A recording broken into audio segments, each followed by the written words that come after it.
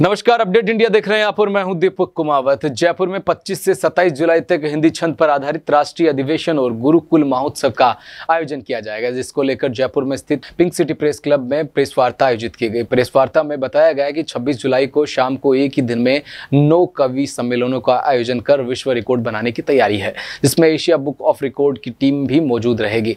इस दौरान कारगिल विजय दिवस के उपलक्ष्य में अपडेट इंडिया टीवी पर लगातार 24 घंटे का देशभक्ति का कवि सम्मेलन वतन तेरे लिए आयोजन किया जाएगा, जिसमें 50 से ज्यादा कवि हिस्सा लेंगे। अपडेट इंडिया की संवाददाता कृपा उपाध्याय ने इस मौके पर उनसे बातचीत की। इस बातचीत के दौरान उन्होंने कार्यक्रम के संबंधित जानकारी दी। उन्होंने इस दौरान क्या कहा, आप खुद सुनिए। 25 से 27 जुलाई तक जयपुर में एक नवाचार होने जा रहा है। क्या नवाचार होने जा रहा है, पहले ये जान लेते हैं। क्या होने जा रहा है सर? नवाचार यही है कि साहित्य और विशेष रूप से कवि सम्मेलनों के इतिहास में 3 घटनाएं ऐसी हो रही है जो लोग कहते हैं कि संभव नहीं है। पहला है, एक ही जो संस्था द्वारा 9 स्थानों पर जयपुर के बहुत बड़े स्तर के कवि सम्मेलन आयोजित हो रहे हैं और जिसमें देश के 75 से भी अधिक वरिष्ठ कवि, मंचीय कवि, वाचिक परंपरा के कवि भाग ले रहे हैं। ये अपने आप में एक अद्भुत घटना है।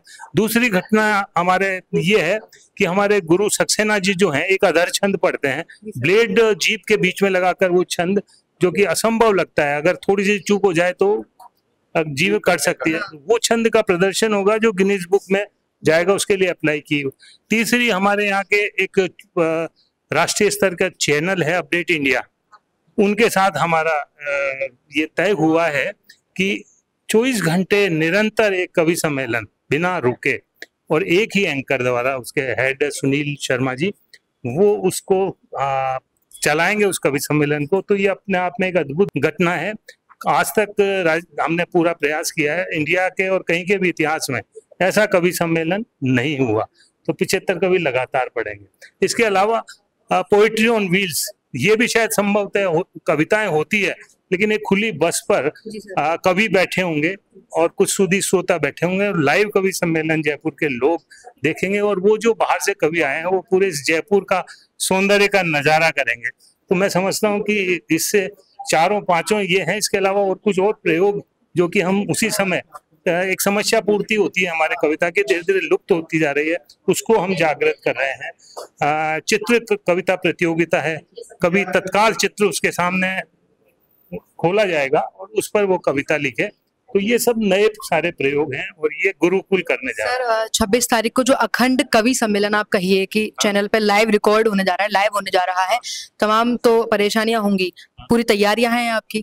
बिल्कुल पूरी तैयारियां हैं हमारी, पूरी हमने कमर कसी हुई है। हमारे साथ एक युवा ऐसी टीम है जो रात दिन इस काम में लगी रहेगी। उन्होंने अपना पूरा डाटा तैयार कर रखा है कवियों का, उनका मोबाइल नंबर और उनके टाइम, सारा शेड्यूल लिया हुआ है कि कब कब कौन कब पढ़ेगा। इसी तरह चैनल वालों ने भी अपनी पूरी तैयारी की हुई है। उनकी टीम, वो चूंकि अनुभवी है, उन्होंने भी हाल ही फिलहाल अभी 3-4-5 महीने पहले इसी तरह का एक प्रयोग कृषि अखंड संवाद उन्होंने किया है। तो हमें विश्वास है, यही समझ के हमने उन लोगों से संपर्क किया और एशिया रिकॉर्ड ऑफ बुक्स की टीम इस समय उपस्थित रहेगी, उनके समक्ष ये सारी ये होंगी। तो मैं समझता हूँ, मैं खुद जयपुर का वासी हूँ और जयपुर में मैं पिछले 60 सालों से जयपुर में हूँ, तो मैं देखता हूँ इस तरह का कभी कोई आयोजन नहीं हुआ। तो पहली बार ये आयोजन आपके लिए, जयपुर वालों के लिए और समस्त काव्य सुधी श्रोताओं के लिए अद्भुत होने जा रहा है।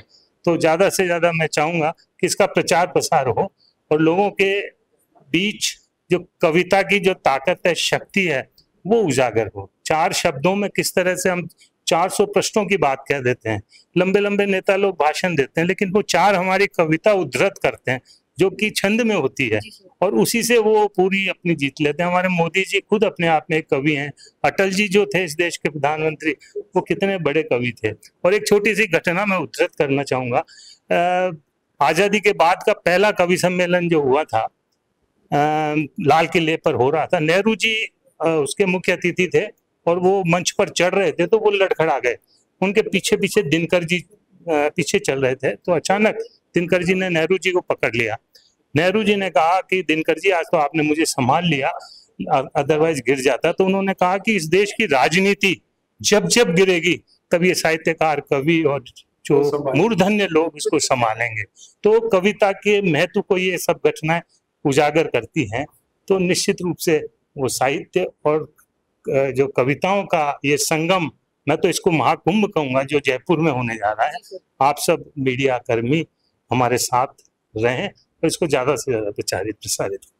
सर, सम्मेलन में प्रमुख कवि भी आ रहे हैं, एक बार इस पर प्रकाश भी डालेगी, कौन कौन मुख्य कवि इसमें शामिल होने जा रहे हैं?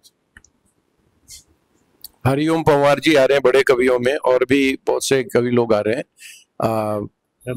विनीत जी चौहान है, और जो भारत के ऐसे ख्यातनाम कवि जिन्होंने न केवल मंच पे अपनी छाप छोड़ी है, बल्कि साथ साथ छंद में और साहित्य की अन्य विधाओं में बहुत अच्छा कार्य किया, उनके नामों की सूची किशोर जी भाई साहब आपको बताएंगे। इसमें राष्ट्रीय स्तर के कवि जिन्होंने न केवल देश और जहां जहां हिंदी भाषा बोली जाती है वहां अपनी छाप छोड़ी है, तो उनमें बलवीर सिंह करुण साहब अपने राजस्थान अलवर के हैं, और उनके सुपुत्र जो हैं विनीत चौहान जी, वो पूरे इस कार्यक्रम में हमारे साथ रहेंगे। इसके अलावा अपने राजस्थान के बहुत सारे ऐसे कवि हैं, जैसे आजाद शत्रु उदयपुर से हैं, हमारे मध्य यहाँ से भीलवाड़ा से है डॉक्टर कैलाश मंडेला, वो हैं, वरुण चतुर्वेदी जी भरतपुर से हैं, और स्वयं गुरु सक्सेना जी जो आचार्य माने जाते हैं वो हैं। इसके अलावा एक लंबी फहरिस्त है, मैं मीडिया को उपलब्ध करा दूंगा, उसमें 80 करीब लोग हैं, सबके नाम अभी मुझे स्मृति में नहीं है।